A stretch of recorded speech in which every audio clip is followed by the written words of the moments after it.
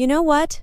Maybe if you looked more like Jessica, I'd actually want to touch you again, Ryan said, gesturing at his sister's slim figure while I stood there holding our 3-month-old daughter. Jessica's lips curved into a satisfied smile. Oh, Ryan, stop it. Not everyone can bounce back after pregnancy like I did. I felt my hands trembling as I adjusted Lily in my arms. Excuse me? My husband compared my postpartum body to his sister's figure, and she smiled while he said it. Hi, I'm Callista. Today, I'm going to tell you my story.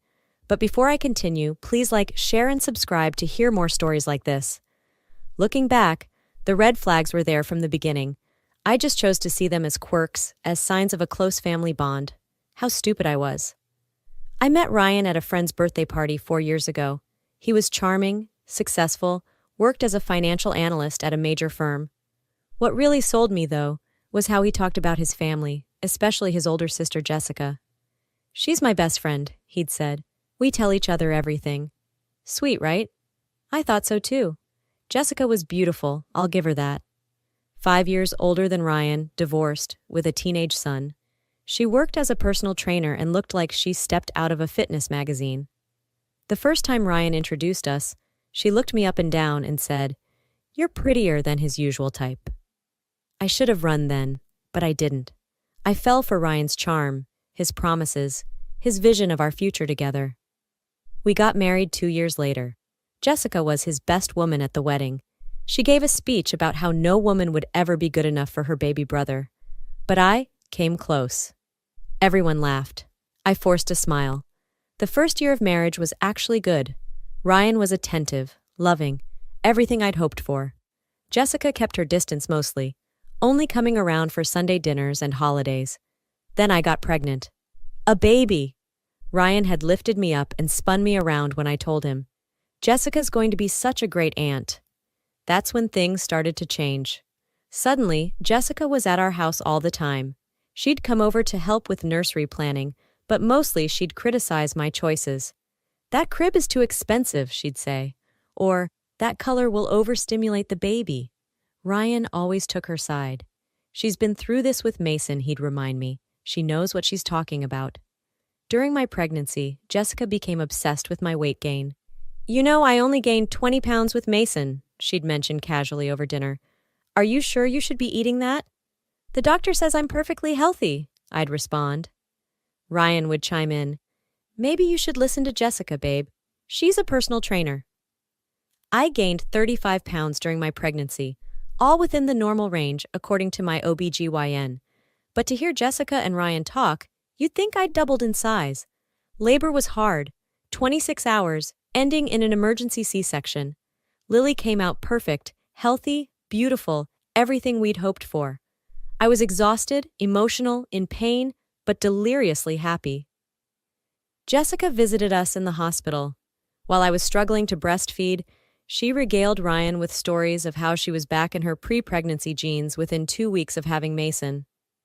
"But then again," she'd said, looking at my swollen belly, "I didn't have a C-section. Those really wreck your abs."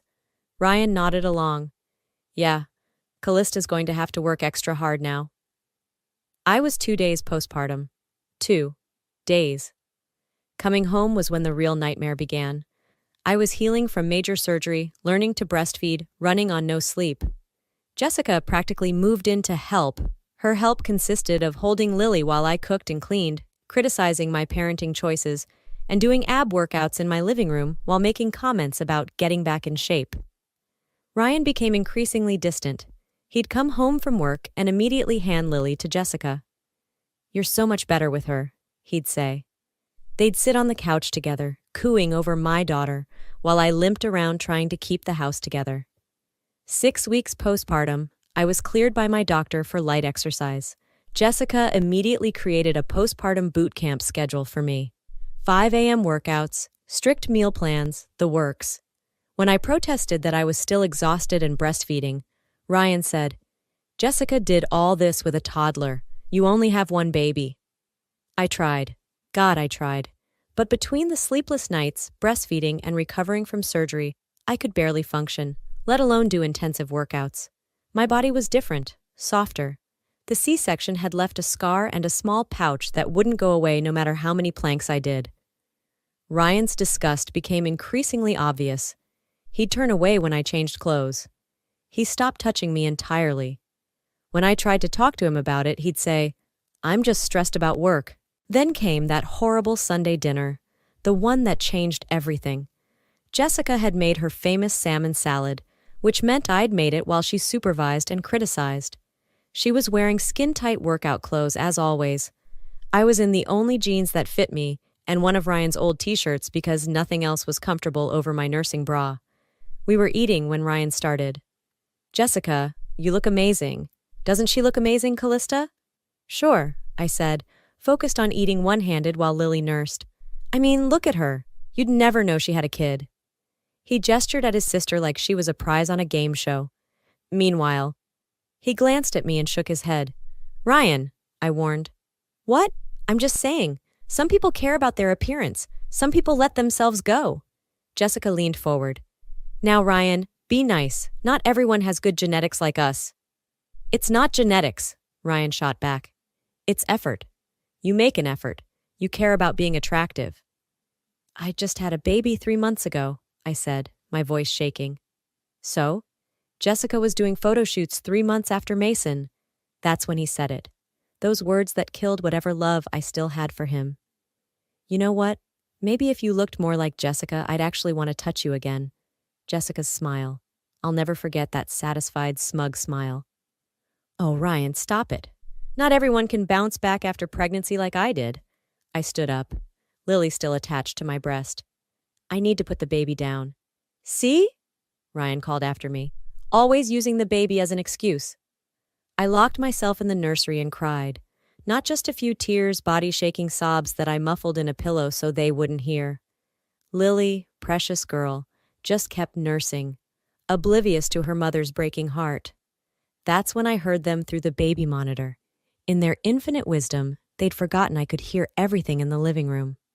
"She's really let herself go," Jessica was saying. "I tried to help, but some people just don't have the discipline." "I know," Ryan agreed. "I can barely look at her. Everything's just hanging. It's disgusting." "You deserve better, baby brother. You always have." Sometimes I think about leaving. But with Lily, you could get custody, document how she's always crying, always overwhelmed. I'd testify about her mental state. My blood ran cold. They were planning. This wasn't just cruel comments. They were actually planning to take my baby. I called my best friend Sarah that night. She's a family law attorney, and after I told her everything, she said the words that changed my life. "Callista, this is abuse, and it sounds like it's escalating. You need to protect yourself and Lily."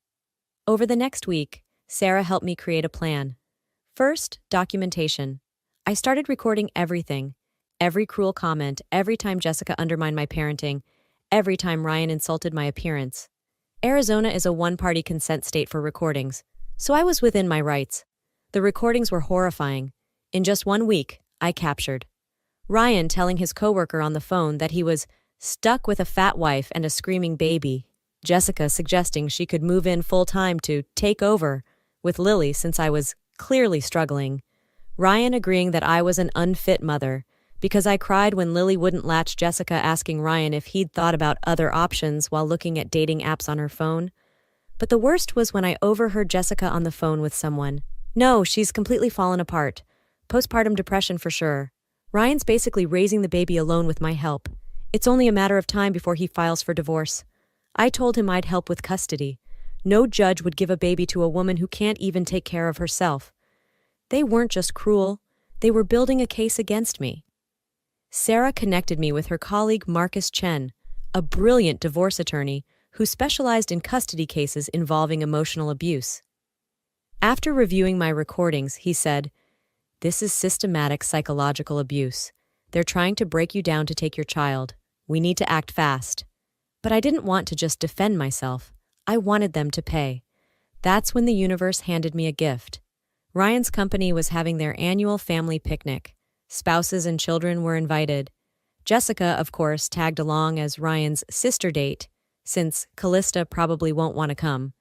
Oh, but I did want to come. I spent 2 weeks preparing. I hired a stylist to help me find an outfit that flattered my postpartum body. I got my hair and makeup done. Not to look like Jessica, to look like myself, but confident. More importantly, I did reconnaissance.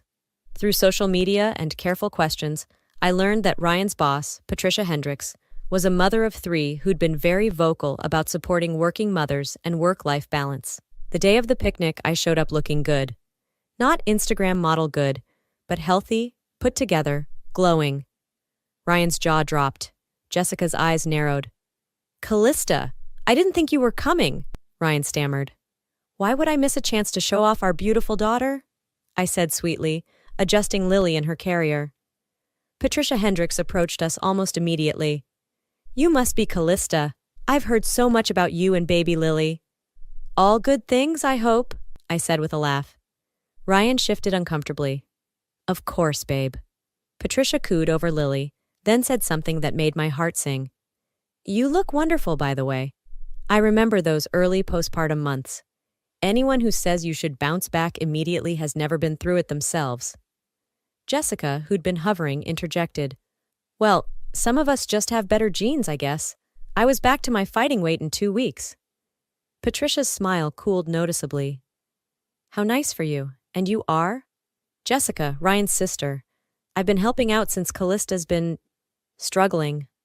"I haven't been struggling," I said calmly. "I've been healing from major surgery while caring for a newborn." "There's a difference." Patricia nodded approvingly. "Exactly right. Too many people expect mothers to be superhuman." She looked pointedly at Ryan. "I hope you're supporting your wife during this challenging time." Ryan mumbled something noncommittal. Jessica tried to change the subject, but Patricia wasn't done. Throughout the picnic, she kept circling back to me, asking about my experience, offering support and advice. Each time Jessica tried to interject with a criticism disguised as concern, Patricia shut her down with surgical precision. The real magic happened when I was breastfeeding Lily in a quiet corner. Patricia joined me, and we had a real conversation. "Can I be frank?" she asked. "Your sister-in-law seems intense." I took a calculated risk. "She means well, but sometimes her comments about my postpartum body are hard to hear." Patricia's eyes flashed. "She comments on your body? 3 months postpartum?" "She's a personal trainer," I said, as if that explained everything. "That's completely inappropriate. You know that, right? Your body did something miraculous. Anyone who makes you feel bad about that is toxic." As we talked, other wives joined us. The conversation turned to postpartum experiences, body image, and supportive versus unsupportive partners. I didn't have to say much. The other women filled in the blanks with their own stories.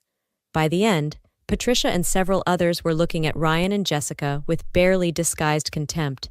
But the killing blow came from an unexpected source. Jessica's ex-husband, David. I'd reached out to him through Facebook, initially just to understand more about Jessica. What I found was a goldmine. David was more than willing to talk about his ex-wife's unhealthy attachment to her brother. "She literally told me I'd never be as important to her as Ryan," David told me over coffee. "Everything revolved around him." When I finally filed for divorce, she tried to convince Ryan to testify that I was abusive. Completely fabricated. "Would you be willing to sign an affidavit about her behavior?" I asked. "Gladly. That woman nearly destroyed my relationship with my son. Mason lives with me full-time now. He can't stand being around her and Ryan. Says it's creepy how they act." Armed with David's statement and my recordings, Marcus crafted a divorce petition that painted a clear picture. Ryan and Jessica had engaged in systematic emotional abuse, designed to break me down and steal my child. I filed on a Tuesday. Ryan was served at work on Wednesday. The explosion was immediate. He came home raging. "What the hell is this? Emotional abuse? Conspiracy? Have you lost your mind?" I remained calm, Lily secure in my arms. "I have recordings, Ryan. Every cruel word. Every plan you and Jessica made to take my baby." His face went white. You recorded us?" "Every word, including Jessica's phone call about building a case for custody." Jessica burst through the door. Of course she had a key. "You bitter cow! How dare you!" "Get out of my house, Jessica. As of this moment, you're trespassing. Ryan lives here too." Actually, I said, pulling out the temporary order Marcus had secured. The judge granted me exclusive use of the marital home pending divorce proceedings. Ryan, you have an hour to pack. The eviction was beautiful. Ryan kept sputtering about his rights while Jessica shrieked about ungrateful wives. I sat calmly, recording everything on my phone, while Lily nursed peacefully. The divorce proceedings were swift. My recordings, combined with David's testimony about Jessica's past behavior, painted a damning picture. Ryan's lawyer tried to argue that the comments were taken out of context, but it's hard to contextualize. I can barely look at her disgusting body. The real shock came when we deposed Jessica. Under oath, she admitted to actively trying to undermine my confidence for Ryan's benefit. She admitted to suggesting Ryan document my failures as a mother. She even admitted to researching custody lawyers for him. I was just looking out for my brother, she said defensively. By trying to steal a baby from its mother? Marcus asked coolly. Patricia Hendricks' impact was felt here too. Word had gotten back to Ryan's company about his behavior. While they couldn't fire him for his personal life, he found himself suddenly passed over for the promotion he'd been counting on. The official reason was concerns about judgment and leadership potential. The custody evaluation was a joke. Despite their claims of my being an unfit mother, I had pediatrician records showing Lily was thriving, testimony from neighbors about what an attentive mother I was, and of course, recordings of Ryan admitting he'd never actually done any nighttime feedings or diaper changes because that's the mom's job. In the end, I got primary custody, child support, alimony, and the house. Ryan got supervised visitation until he completed a parenting class in therapy. But the story doesn't end there. See, Jessica had built her entire identity around being the hot sister-in-law who was practically raising her brother's baby. She'd been posting constantly on social media about her nephew-niece time and how she was teaching me about fitness and motherhood. When the truth came out, through the very public divorce filings, her reputation crumbled. Several of her personal training clients dropped her after learning she'd been bullying a new mother about her postpartum body. Her gym received complaints. She tried damage control, posting about how she'd been misunderstood. But David chose that moment to go public with his own story about their marriage. My ex-wife has an unhealthy obsession with her brother, he posted, along with old text messages where Jessica had said things like, Ryan comes first, always, and if Ryan doesn't like you, we're done. The fitness community, which prides itself on body positivity and mental health awareness, turned on her. She lost her job at the upscale gym where she worked. Last I heard, she was working at a budget chain and living in a studio apartment. Ryan, meanwhile, discovered that being a single man with a reputation for emotionally abusing his postpartum wife doesn't make you a hot commodity on the dating scene. Patricia made sure word spread through their professional network. He went on a few dates, but they all ended when the women Googled him and found the divorce records. He tried to reconcile 6 months after the divorce was finalized, showed up at my door with flowers and tears, talking about how Jessica had poisoned him against me, how he realized now what he'd lost. You're right, I said. You did lose something. You lost a wife who loved you, who gave you a beautiful daughter, who would have done anything for you. And for what? Because my stomach wasn't flat 3 months after major surgery? I was stupid. Jessica got in my head. No. Jessica revealed who you really were. She didn't make you cruel. She just gave you permission to show it. I closed the door on him. Through the peephole, I watched him stand there for 5 minutes before finally leaving. So let me ask you, if someone tried to break you at your most vulnerable moment, would you find their downfall tragic? Or would you see it as the universe finally serving justice?